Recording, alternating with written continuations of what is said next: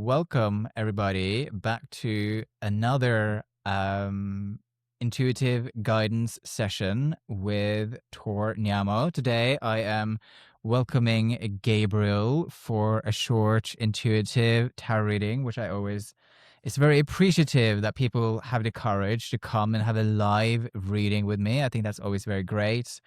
Gabriel connected with me on Instagram. He's a practitioner himself. He can talk a bit about what he does towards the end, but I think before we do that, we should, do the reading so we can see Yeah. what shows up from that. You've had a reading before, right? You said that. Yeah, I've had. Yeah.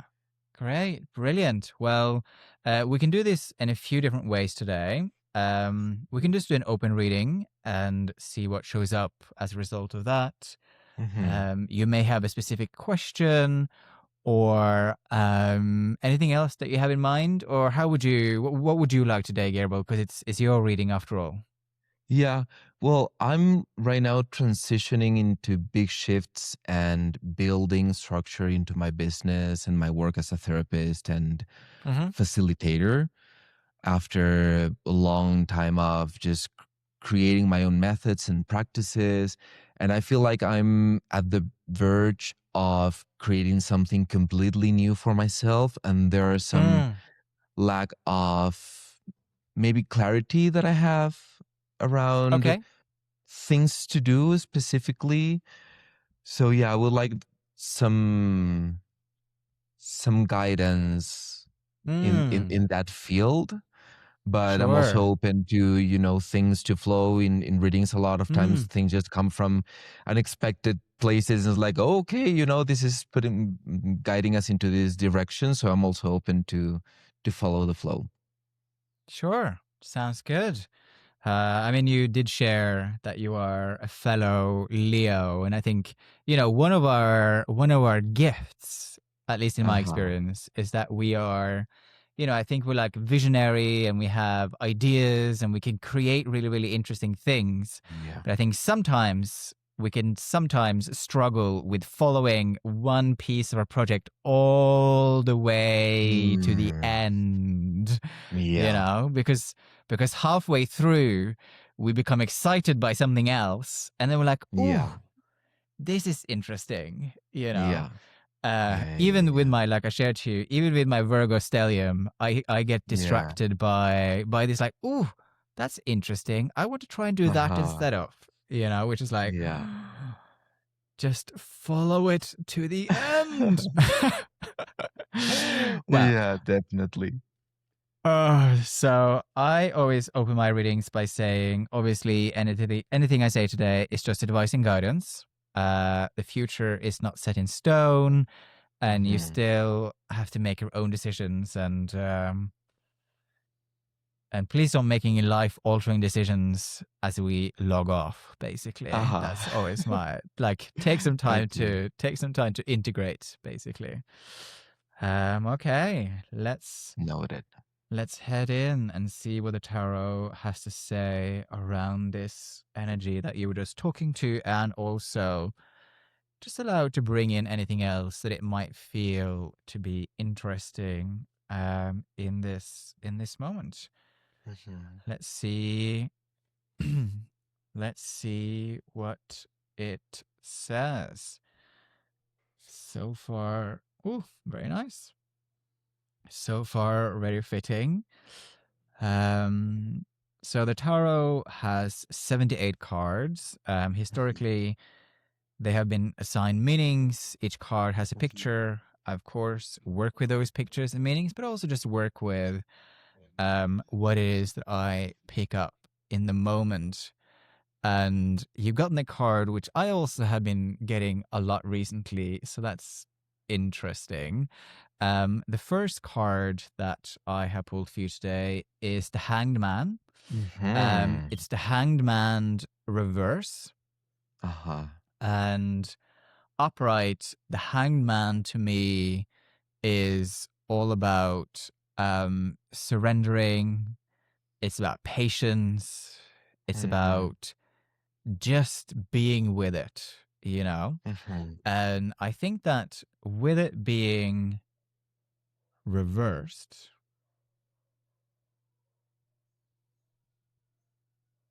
it could seem like to me, and I'll just talk through and sort of see what comes as I'm talking Mhm. as well. It could seem to me that it feels that it's a difficult one when it comes to like building a business, because you do have to have Mhm. some structure which is repeatable and scalable and sort of can stand the test of time for a period of time. But at the Mhm. same time, it's almost to me like the hangman is suggesting that perhaps there's something with your business that you're trying to force through, Mm. but actually what you need to do in this moment is more of a letting go, basically, rather Mhm. than trying to force a Mm. specific outcomes. Because yeah, the hangman to me is most often a card of just being and not Mm. forcing a specific outcome. I mean, it is interesting to me that you were talking about that you are in a moment where you are planning and creating, because the next card that I have pulled for you is the Two of Wands. And as you can see Mhm. on this deck, this man is looking out on the horizon. He's looking Mhm. down and he is looking at what the opportunities that are on offer could be. And Mhm. so for me, again, it's interesting. The thing with the Two of Wands, it's that it's not necessarily a card of action tomorrow. It's Mhm. more a card of planning a series of actions. Mm. Mhm. You know, it's Yeah. more of a planning and creating a business plan rather than Mhm. doing the 10 things that needs to be done apart from making the plan. Mhm. Mhm. That's Yeah. usually how that card shows up. And where are you at right now with your business and that sort of planning? Is that the kind of stage that you're in? Mhm. Yeah. Yeah. No, that actually makes a lot of sense. It makes a lot of sense for me to not try to rush my actions and Mm. actually draw the plan and, draw the vision, the long term vision, say, okay, this is it, and this is going to be the next step, and this is what I'm building with this and that. So, yeah, that actually makes a lot of sense. Yeah. Mm. And it's it's interesting that I said the thing I said before I pulled the cards, which was this notion of Forcing. forcing, but also being excited by this sort of shiny things instead of like Mm, staying with one mhm, thing, mm. Yeah. Yeah. Yeah. Yeah. right? And so, because the next card that I pulled is the Page of Wands, but the Page of Wands is Mhm, reversed. mhm, And to me, the Page of Wands upright, it's like new ideas, looking, exploring. But with it being reversed, I think the reason why I said the thing I said before I pulled the cards mhm, mhm, is because I think you're being invited to or called to, like, slightly for just slightly narrowing down for the time mhm, being what it is that mhm, you're offering. Even though you're excited by all of these different things, mhm, it's about mhm, narrowing down, basically. I think mhm, that's very much what the Page of Wands reversed is talking mhm, to right now. And I mean, we end on a very lovely card, and I think this fits you very well. And mhm, I think that if, I mean, not that you're not embodying this energy already, but I think mhm, that if you're able to do the three cards beforehand, which is to, in so many ways, putting on that business planning hat, because mhm, then I think you create the foundations for the High Priestess, mhm, which is mhm, upright, right? And that mhm, speaks to you very well, right? mhm. Even Yeah. though I don't know much about you, but have a sense of what it is that you Yeah. are doing for life and what you're building, I think that what you're doing right now is that you are building the foundations for truly stepping in to that high Yeah. priestess energy. And again, another positive sign of a Leo is that we're slightly overconfident, and Mm. sometimes we try to run before we crawl, right? Mm-hmm. and Yeah. and I think that if you take a step back and do a slightly bit of crawling, I think then you Mm-hmm. can truly run Mm-hmm. into that high priestess energy. I mean, you embody so much of this already, but I Mm-hmm. think that there is so much more to tap into Yeah. if that foundation is really strong, you know? Yeah. I think Yeah. that's what that energy is speaking to. And I also think that, I mean, it is also an invitation there to, it is, of course, incredibly important that you trust your intuition and you trust your instinct.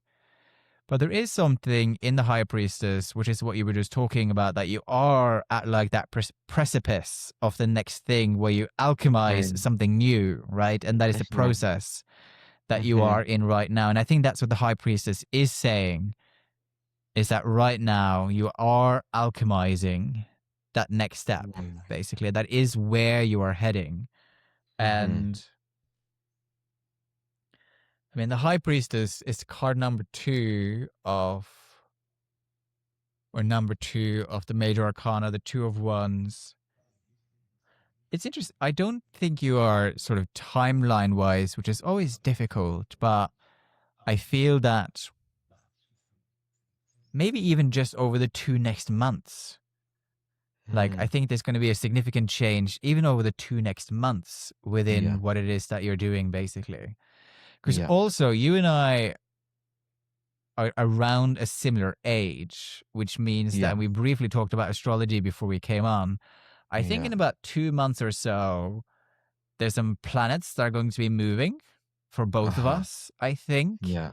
And so I think that also fits very well with that timeline, basically. Because I think right now, I would guess that because we're both Leo, I mean, there's a bit of age gap between us, Yeah. but I think there's something which is like moving into Aries or moving into something in about 2 months, Yeah. basically. Yeah. Yeah. And I think, because right now it's in retrograde, or I think something in our natal chart will be in retrograde right now, which is like a reflective time period. Whilst Mm-hmm. then at the end of March, that Mm-hmm. energy shifts, basically. Yeah. I think. Jupiter is about to enter in Leo. And Yes. also we have, I think, Uranus coming to Aries, maybe? No. Well, two of the big ones. Yeah, two of the big Uh, ones. yeah, coming into Aries, and that is also affecting Leo. Yeah. But Yeah. yeah, Yeah. And there's a lot of change happening in the I feel that significant change is going to be towards the end of March, basically. yeah. And so, yeah, I Mm. think spend these 3 months really just like planning your actions, seeing it whole way things through. And then I think there's going Mm-hmm. to be a real shift sort of Mm. towards the end of March, beginning of April, springtime. There's going Mm-hmm. to be a significant shift there, basically. Yeah. Yeah. Well, actually, fall Um, time for where I live. It's gonna be the autumn coming into the winter. But yeah. oh, of course. Yeah, yeah, That's so Eurocentric, isn't it? That is so Eurocentric. yeah. Well, the season will be changing, I suppose. The Yeah. season will be changing. Yeah. Yeah. And when are you holding? Because I know that you're going to hold a retreat. When are you doing that? Yes. That's actually in May. May. So Okay. by mid-March, the idea is that a lot of things for the retreat are in place. And then Mm. beginning of April, I'm receiving my co-facilitator, and we're going to be Mm-hmm. working toward, during the whole month of April before the retreat. So yeah, Mm. it pretty much lines up Yeah. with everything. Yeah. Pretty much aligns up with all of that. I'm Yeah. going to pull two more cards and just see what shows up. Yeah.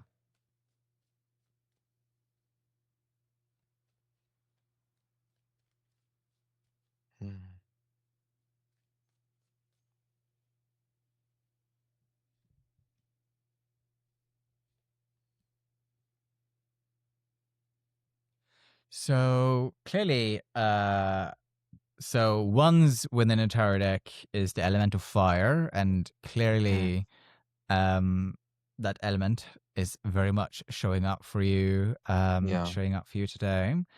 And so the two cards that I have pulled the Emperor reversed, Mm-hmm. and also I have pulled the Seven of Wands reversed. Mm-hmm.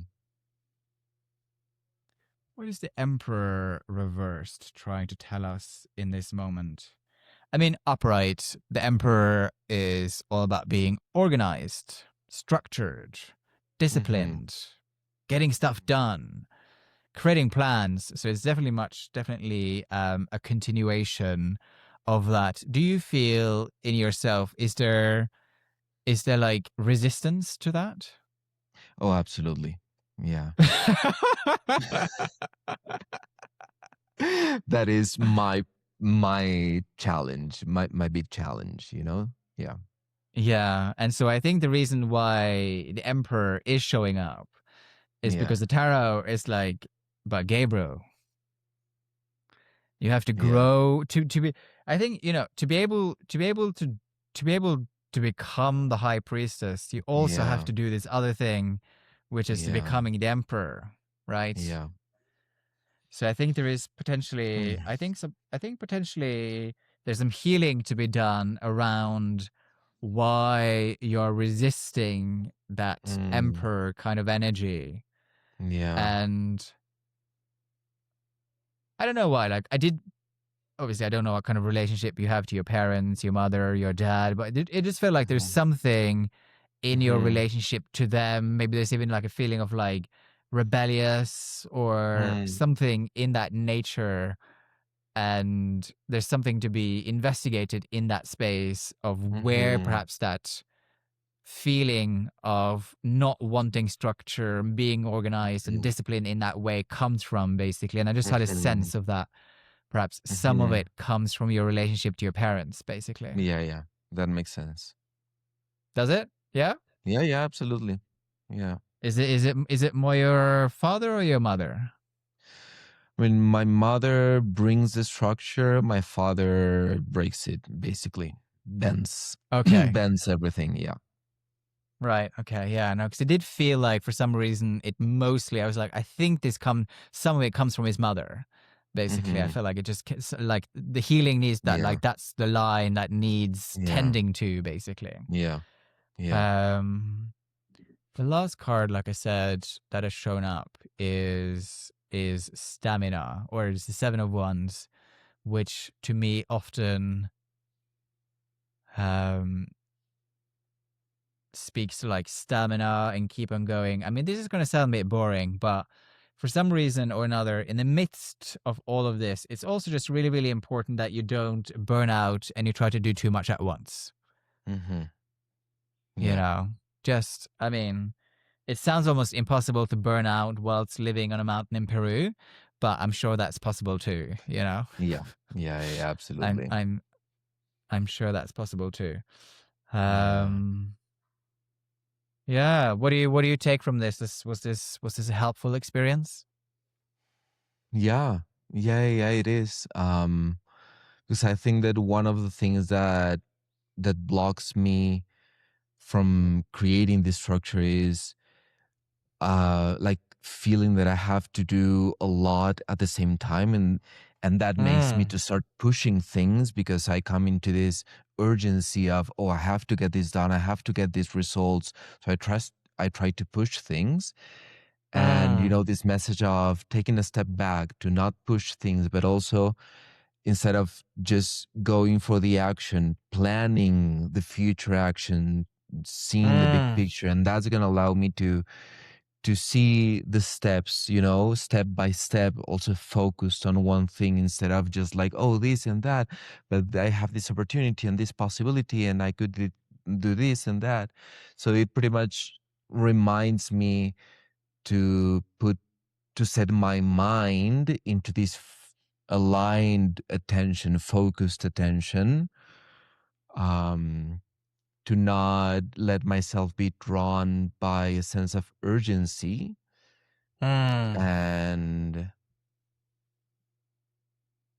be calm for the planning that's gonna lead me to action. Mm. Yeah. Yeah. No, precisely. And I think, there's different places to take action from, right? Because you can take action from a place of urgency, Mm-hmm. or you can take actions from a place of ease. Yeah. Yeah. And that has two very different energies to it, Yeah. right? Yeah. Yeah. Yeah. And Absolutely. I'm I mean, it's not easy. I mean, I'm sure you do too, but it's like we have bills to pay, right? Stuff has to be organized, and Yeah. there's expectations and all of that kind of stuff. And then in the midst of that, trying to take Yeah. actions from a place of ease is not easy, but it's definitely something to try to, Yeah. yeah, lean towards. Mm. Yeah. Thank you. Thank you. This definitely helps. Mm. So tell us all a bit about your retreat and what it's all Yeah. about and what that entails. Yeah. Well, thank you. Thank you for the opportunity. Sure. So this retreat is a plant medicine retreat for queer men or Mm. GBTQ men.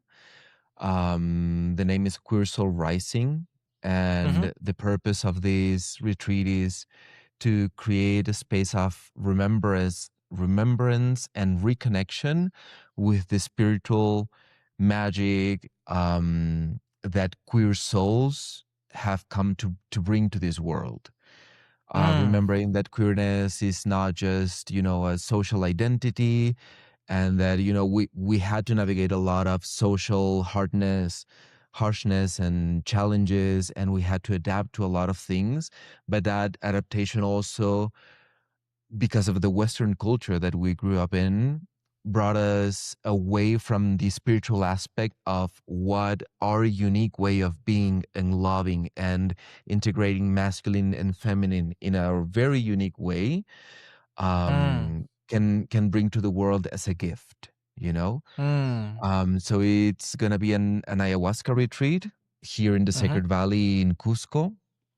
uh and we're going to do 3 ayahuasca ceremonies, connecting deeply with this plant medicine, this spirit that is a feminine powerhouse, to heal trauma, to meet the fears, to meet all the basically unmet emotional aspects that you have to deal with in order to step up and to show up, to be your true self. And I'm going to be Mm. providing and designing all the therapeutic container of all of that with somatic practices. We're going to be working a lot with the voice, the vibrational aspect of sound Mm. of our own voice and music and movement and energy healing and immersions in nature and sacred places to connect with the medicine of the land. So it's basically going to be a beautiful, safe container for gay, bisexual, trans, non binary, queer men to come together and take steps into bringing our true selves out.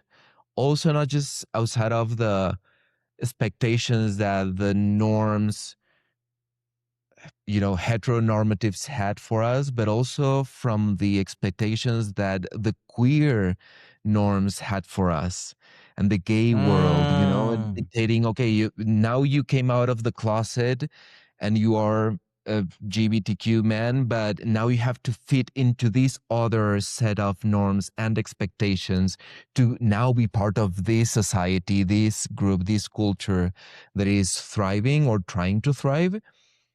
And who can we be if we step truly into our essence, into our power, into our soul, and we bring our own gifts to this world, Mm.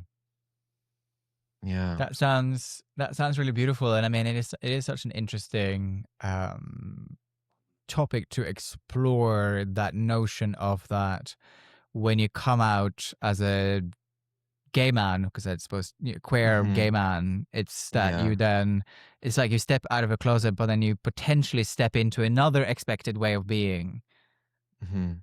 And Yeah. then how can you step even beyond that or back to your own essence, where you sort Yeah. of peel away what those expectations are, basically, Yeah. Yeah. which I think is fascinating, because I do think as a, let's just go as a gay man, especially living in a city, it's very easy Mhm. to fall into a specific way of being because all of your friends are that way, and so on and so forth. Yeah. And maybe that, Yeah. maybe even that isn't your truest self. Of course, there's nothing wrong with it, but that might be actually Yeah. not what you are, basically. Yeah. Yeah.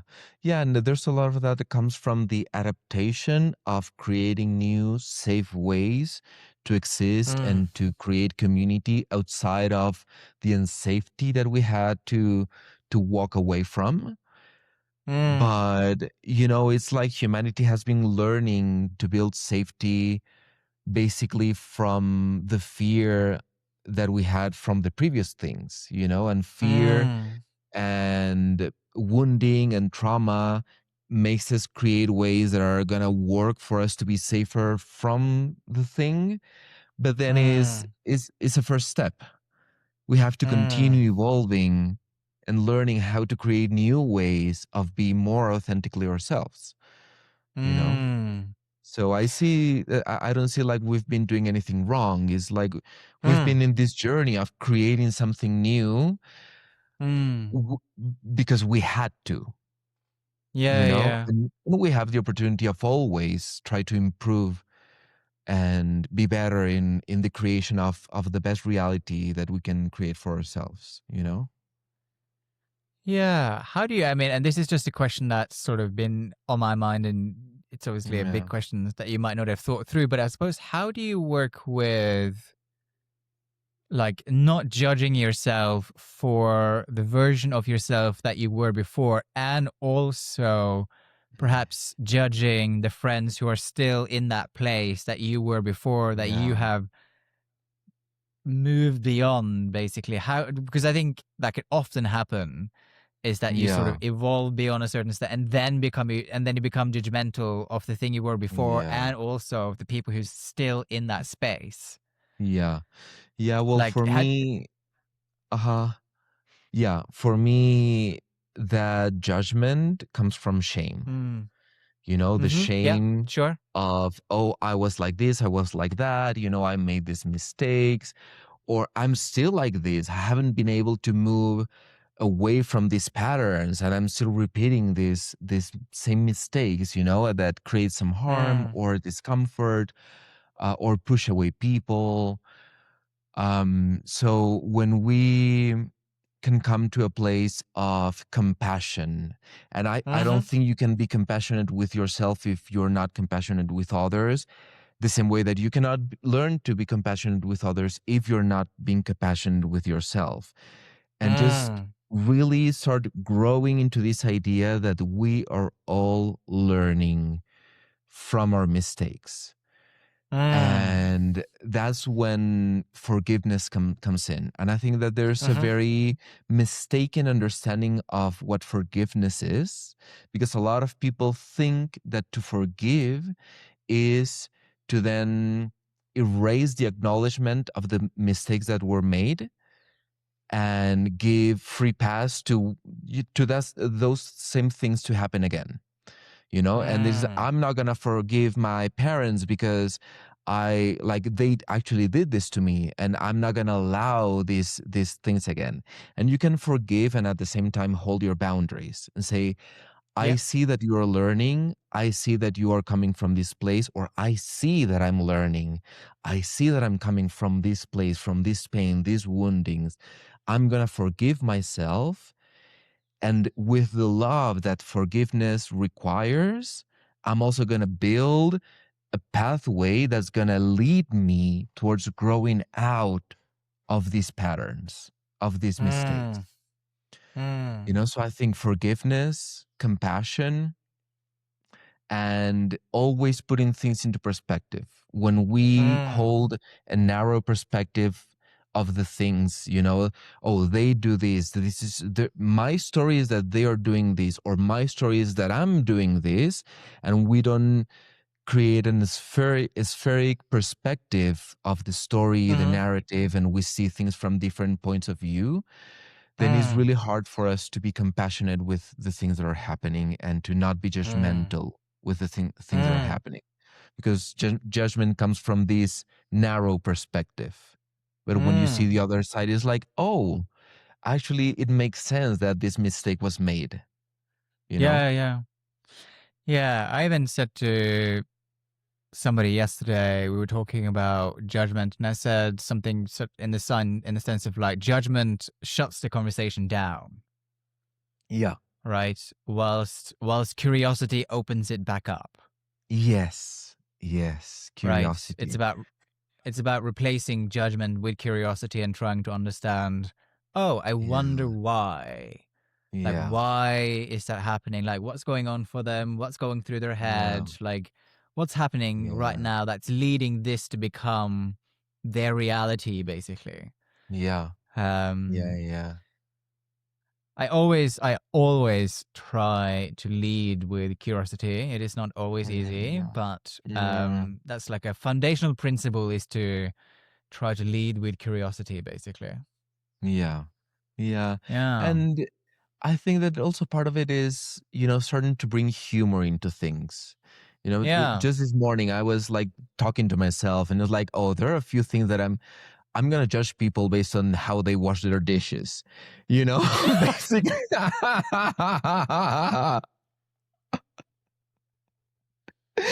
But I'm also going to try to bring humor into that. So the judgment becomes a less powerful and dominant voice, and becomes like this comedy in my mind, this like comedy sketch in my mind, It's like I'm going to laugh off my own judgmental self.